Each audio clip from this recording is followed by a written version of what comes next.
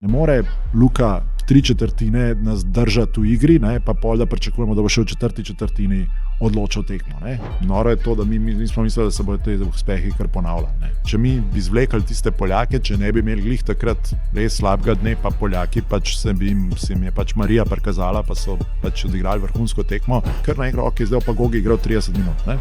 In smo ga tudi prekurali. Ne.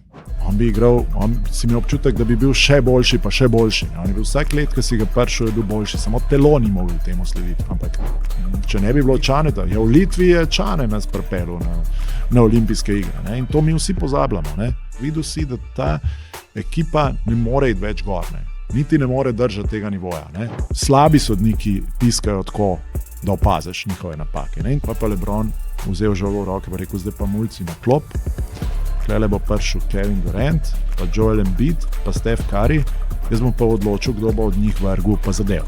2017 smo imeli mi Gorana Dragića, NBA igralca, potem pa cel kup evroligaških igralcev. Dončić je igral v Realu, Randolph je igral v Realu. In to se ful pozna. Mi danes imamo sploh kakšnega evroligaškega igralca.